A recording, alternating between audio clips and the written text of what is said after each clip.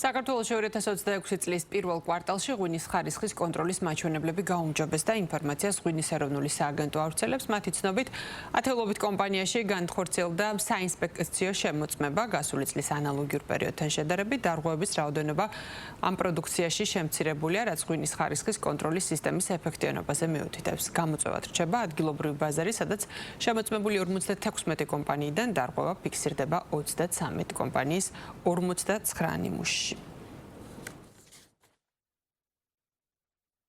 ჩვენ ყოველდღიურ რეჟიმში ვაგრძელებთ მუშაობას როგორც სახელმწიფო კონტროლის, ასევე საინსპექციო კონტროლის, სახელმწიფო ზედამხედველობის მიმართულებით. შევდივართ საწარმოებში, ვამოწმებთ წარმოების პროცესს, ასევე საზღვარზე მოწმდება მზა პროდუქცია.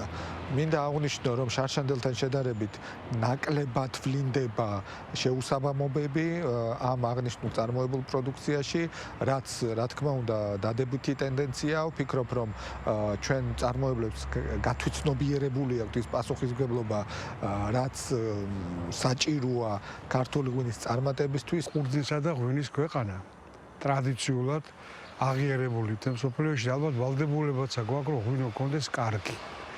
და კარგი ღვინო რო კონდეს, უნდა იყოს ჯერ ყურძენი, საღი, ჯამთელი და შემდეგ იქიდან გამომდინარე მიღებული პროდუქტი ღვინო. ჩვენი ღვინის ხარისხი უკეთესდება. და რაც მთავარია, თან უბრუნდებით იმ ძველს, რაც ადრე იყო ჩვენ ტრადიციულ მეღვინეობას.